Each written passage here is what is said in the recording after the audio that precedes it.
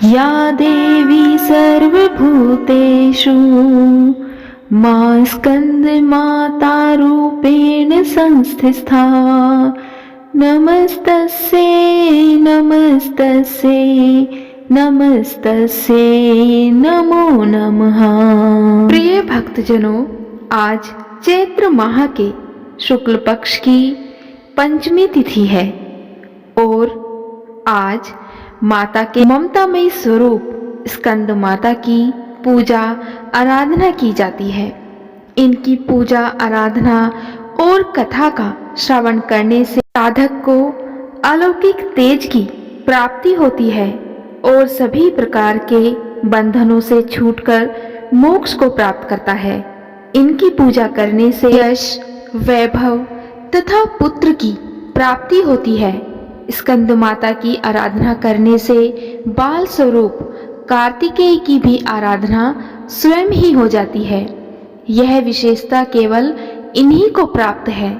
सूर्य लोक की अधिष्ठात्री देवी होने के कारण इनका उपासक अलौकिक तेज से संपन्न हो जाता है। तो आज मैं सुना रही हूँ चैत्र नवरात्र के दिन सुनी जाने वाली स्कंद माता की बड़ी ही दुर्लभ और पौराणिक व्रत कथा, जिसे सुनने मात्र से सभी प्रकार की मनोकामनाएं पूरी होती हैं। इसीलिए इसे पूरा श्रवण करना अत्यंत कल्याणकारी माना जाता है।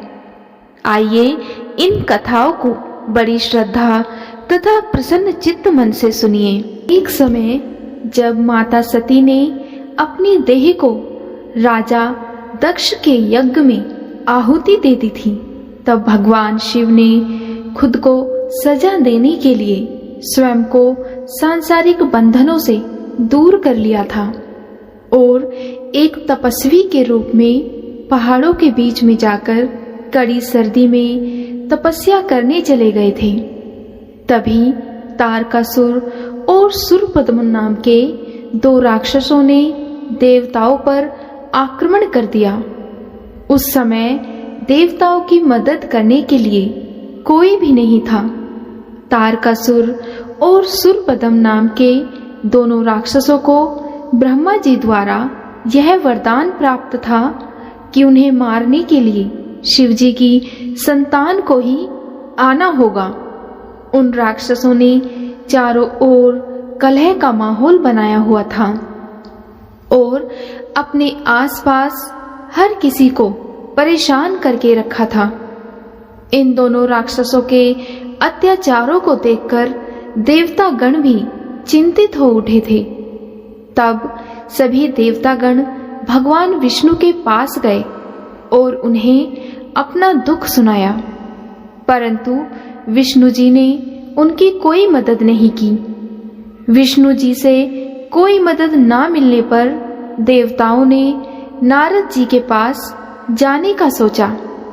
उन्होंने नारद जी से कहा कि यदि वह माता पार्वती से भगवान शिव को पति के रूप में पाने के लिए तपस्या करने को कहेंगे, तब भगवान शिव उनसे विवाह कर लेंगे और उनके मिलन से महादेव की संतान जन्म लेगी, जो कि उन राक्षसों का वध कर सकती है। इसीलिए नारद जी के कहे अनुसार माता पार्वती ने भगवान शिव को पति के रूप में पाने के लिए घनघोर तपस्या की और उनकी भक्ति से प्रसन्न होकर भगवान शिव ने उनसे विवाह करने का निर्णय लिया। विवाह के पश्चात माता पार्वती और भगवान शिव की ऊर्जा से एक बीज का जन्म हुआ। बीज के अत्यधिक गर्म होने के कारण उसे अग्निदेव को सरवाना नदी में सुरक्षित रखने के लिए सौंप दिया गया, लेकिन अग्निदेव भी उसकी गर्मी सहन नहीं कर पाए। इसीलिए उन्होंने उस बीज को गंगा को सौंप दिया, जो उसे आखिर में सरवाना झील में ले गई, जहां माता पार्वती पहले से ही पानी के रूप में मौजूद थी और उस बीज को धारण करते ही वह गर्भवती हो गई। कुछ समय पश्चात कार्तिकेय ने अपने 6 मुखों के साथ जन्म लिया। कार्तिकेय के जन्म के बाद उन्हें तारकासुर और सुरपदम का विनाश करने के लिए तैयार किया गया। सभी देवताओं ने मिलकर उन्हें अलग अलग तरीके का ज्ञान दिया और राक्षसों से लड़ने के लिए उन्हें महत्वपूर्ण शस्त्र भी दिए।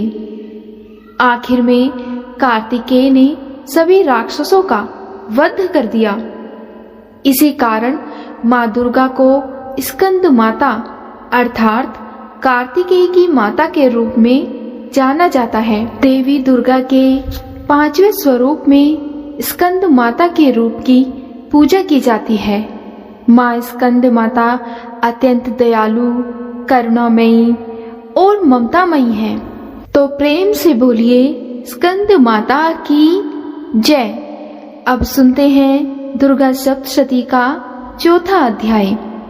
महर्षि बोले, उस दुष्टात्मा परम बलशाली महिषासुर और उसकी सेना को देवी ने मार डाला। तब समस्त इंद्रादिक देवगण प्रसन्न हो सिर और मस्तक झुकाकर भगवती की स्तुति करने लगे। जिन भगवती की ही शक्ति से यह संपूर्ण विश्व उत्पन्न हुआ है और जिनकी समस्त देवता और महर्षिगण पूजा करते हैं, ऐसी जगदम्बिका को हम भक्ति पूर्वक प्रणाम करते हैं। वह हमारा कल्याण करे। ब्रह्मा, विष्णु और शंकर भी जिसके अतुल्य प्रभाव और शक्ति का वर्णन नहीं कर सकते, वह चंडिका देवी विश्व का पालन करे तथा अशुभ भय का विनाश करने को तैयार हो। जो पुण्यात्मा है उनके घर में आप लक्ष्मी का रूप हो, पापियों के यहाँ दरिद्र रूप हो, शुद्ध हृदय वालों के हृदय में बुद्धि का रूप, श्रेष्ठ मनुष्य के यहाँ श्रद्धा रूप और सत्कुल में उत्पन्न होने वाले के यहाँ लज्जा स्वरूप हो। हे देवी, हम सब आपको नमस्कार करते हैं। हे भगवती, आप संपूर्ण जगत की रक्षा करो। आपके इस अचिंत्य रूप का, असुरों के संहार करने वाली शक्ति का तथा युद्ध में असुरों के साथ आपके अनेक प्रकार के चरित्रों का हम किस भांति वर्णन करें। आप त्रिगुणमयी होते हुए भी सारे संसार का हेतु हो। आप में दोष नहीं ज्ञात होते। ब्रह्मा, विष्णु और महादेव भी आपका पार पाने में असमर्थ हैं। आप ही सबका आश्रय हो। यह संपूर्ण विश्व आप ही का अंश मात्र है। आप ही अव्याकृत तथा परम प्रकृत आदि शक्ति हो। हे देवी, समस्त यज्ञों में मंत्र रूप आपका नाम उच्चारण कर हवि देने से संपूर्ण देवता तृप्त हो जाते हैं। वह स्वाहा रूप आप ही हो। हे देवी, आपके द्वारा देवता, ऋषि और पितृगण तृप्त होते हैं। इस कारण स्वधा रूप भी आप ही हो। हे भगवती, आप मुक्ति का हेतु अचिंत्य ब्रह्म स्वरूपिणी महाव्रता हो। हे देवी, आपका अभ्यास राग द्वेष रहित, तत्ववेत्ता, जितेंद्रिय तथा मोक्ष की इच्छा करने वाले मुनिजन करते हैं। इसीलिए आप सर्वोपरि हो। हे देवी, आप शब्द में तीनों वेदों का सुंदर मूर्ति ओंकार युक्त, मनोहर पदों के पाठ युक्त, यजु शाम की आश्रय रूप वेद माता, ऐश्वर्य से युक्त प्राणी मात्र की आजीविका तथा संसार का दुख दूर करने वाली हो। हे भगवती, समस्त शास्त्रों का ज्ञान देने वाली मेधा शक्ति, इस कठिन भवसागर से पार लगाने वाली नौका रूपी दुर्गा देवी आप ही हो। हे देवी, कैटभ विनाशी भगवान विष्णु के हृदय में वास करने वाली लक्ष्मी और महादेव जी से सम्मान प्राप्त गौरी स्वरूपा आप ही हो। हे भगवती, पूर्ण चंद्रमा के तुल्य निर्मल तथा स्वर्ण के सदृश कांतिमान मंद मंद मुस्कुराते हुए मुख को देखकर भी क्रोध से युक्त हो महिषासुर ने आपके ऊपर प्रहार किया था, सो बड़े आश्चर्य की बात है।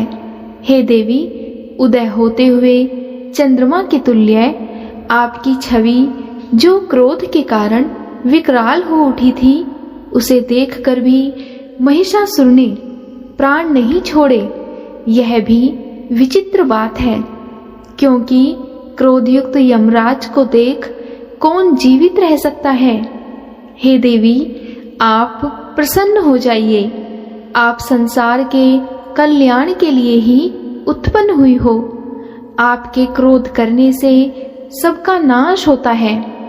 यह बात अभी अनुभव में आई है कि आपने बहुत बड़ी सेना सहित महिषासुर का विनाश किया है। हे देवी, जिन पर आप प्रसन्न रहती हैं, संसार में उनके लिए ही सम्मान तथा यश सुलभ होता है। वे ही धर्मवीर हैं, धन्य हैं तथा स्त्री पुत्र दार आदि से संपन्न रहते हैं। हे देवी, आपकी कृपा से पुण्यशील पुरुष सदैव धर्म कार्य क्या करते हैं।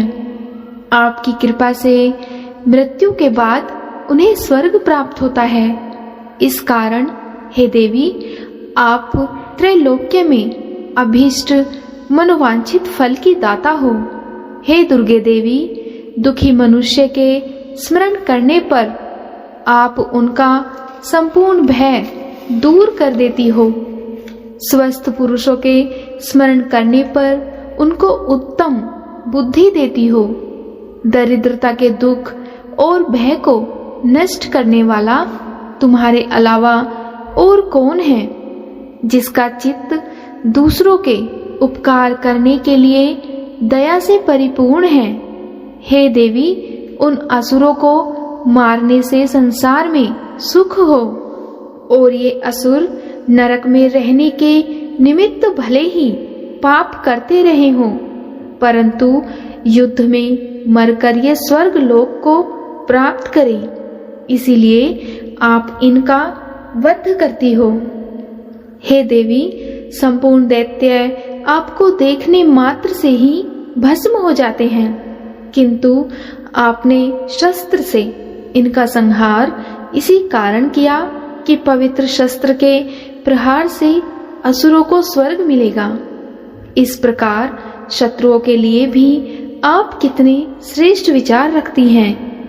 आपकी तलवार की उग्र प्रभा से और त्रिशूल की नोक की चमक से उन राक्षसों की आंख फूट नहीं गई, इसीलिए कि किरण सहित चंद्रमा के सदृश आपका शीतल मुख उन्होंने देख लिया था।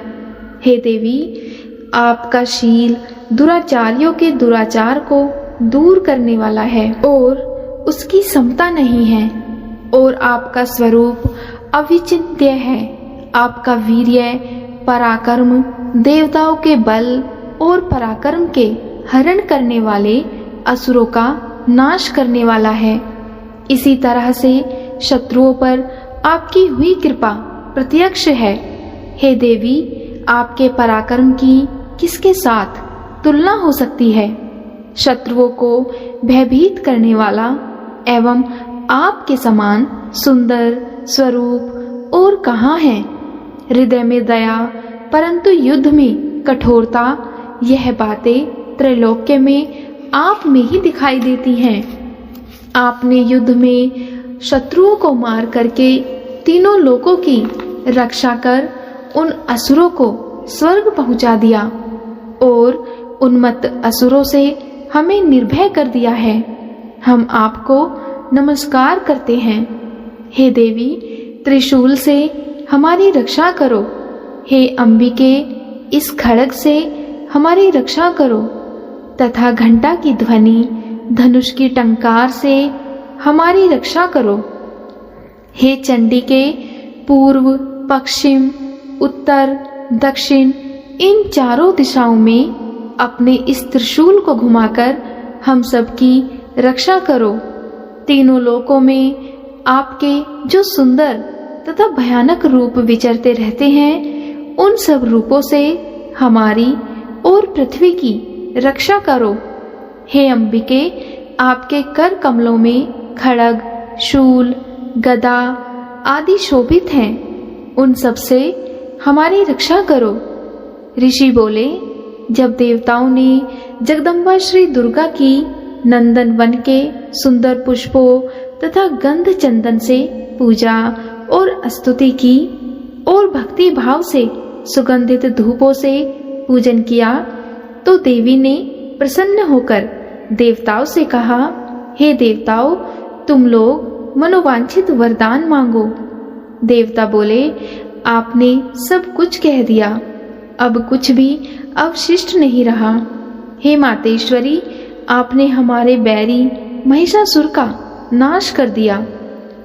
इस पर भी यदि आप हमें वरदान देना चाहती हो तो हे भगवती, आपत्ति के समय जब जब हम आपका स्मरण करें तब तब आप दर्शन देकर हमारे दुखों को दूर करना। और हे सुमुखी, जो कोई भी आपका स्मरण करे उसको धन, ऐश्वर्य, स्त्री, संतान आदि से परिपूर्ण करना और हम सब पर सदैव प्रसन्न रहना। ऋषि बोले, हे राजन, देवताओं ने समस्त जगत तथा स्व कल्याण के लिए जब इस तरह प्रसन्न कर लिया तो भद्रकाली देवी ऐसा ही होगा, इस प्रकार कह करके अंतर ध्यान हो गई। हे राजन, समस्त जगत का कल्याण करने वाली भगवती जिस प्रकार समस्त देवताओं के शरीरों से उत्पन्न हुई थी, वह सब मैंने आपसे कह दिया। फिर पार्वती जी के शरीर से जगत की रक्षा और देवताओं का कल्याण करने वाली देवी कैसे प्रकट हुई, वह सब कथा मैं तुमसे कहता हूँ, जो इस प्रकार से है, तुम ध्यान पूर्वक सुनो। इति श्री मार्कंडेय पुराण के देवी महात्म्य में शुक्रादि स्तुति नामक चौथा अध्याय समाप्त। आज की वीडियो में इतना ही। उम्मीद है आपको आज की वीडियो जरूर पसंद आई होगी। अगर आपको आज की वीडियो पसंद आए तो वीडियो को लाइक, और अगर आप चैनल पर पहली बार आए हैं तो चैनल को सब्सक्राइब भी जरूर करिएगा। और कमेंट बॉक्स में स्कंद माता की जय, देवी माता की जय अवश्य लिखिएगा। जय माता दी, स्कंद माता की जय।